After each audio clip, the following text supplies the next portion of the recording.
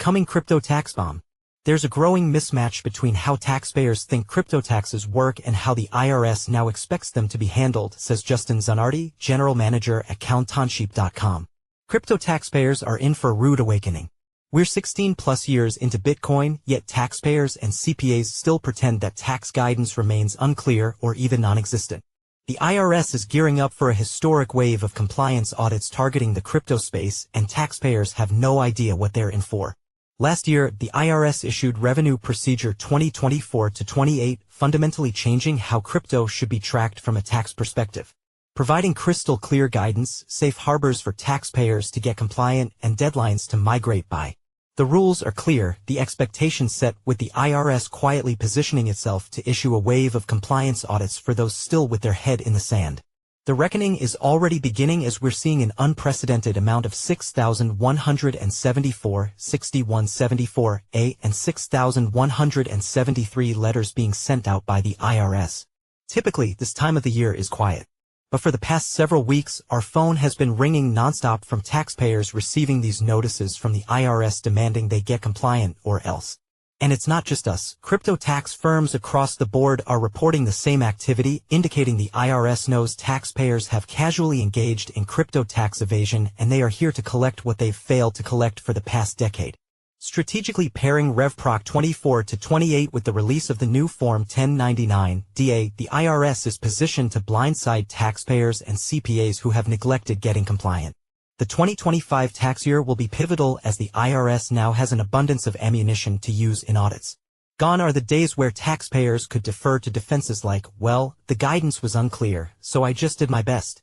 The IRS has been explicit, the guidance is clear, and the penalties for noncompliance have been outlined, yet taxpayers and CPAs still assume we're in the Wild West. On top of this, Form 1099-DAs will be issued to both taxpayers and the IRS alike by brokers, but there's a major catch: the form won't include cost basis for the 2025 tax year, and will almost certainly include incorrect cost basis for years after. That means when you transfer assets into an exchange and later sell them, the sale gets reported, but the exchange has no idea what you originally paid. In the absence of that information, the form defaults to showing a $0 cost basis. To the IRS or a traditional CPA, it looks like pure profit. Say you buy one ETH for $2,200, move it to Coinbase, and sell it for $2,500. If Coinbase doesn't have the cost basis, the form shows a $2,500 gain. Your actual gain was $300, but unless you've tracked that basis yourself, the IRS won't know. And they'll assume the worst. This isn't a one-off scenario. It's going to affect hundreds of thousands of taxpayers. If those inflated gains go uncorrected, they'll either result in unnecessary tax owed or trigger an audit. And many CPAs won't catch it because most still aren't equipped to handle crypto properly. They don't understand how wallets work. They confuse transfers with sales. They mistaking rewards and defy activity entirely. Clients think their CPA is on top of it. CPAs assume the 1099 is accurate. No one's double-checking. That's where things go wrong. And that's exactly what the IRS is counting on. The old defense that the guidance wasn't clear doesn't hold up anymore. The IRS has been direct. The expectations are spelled out. The time to fix things is now, before an enforcement letter is received. Crypto isn't some edge case anymore. Tens of millions of Americans have bought, sold, staked, lent, or transferred digital assets. Most have done a per job keeping records.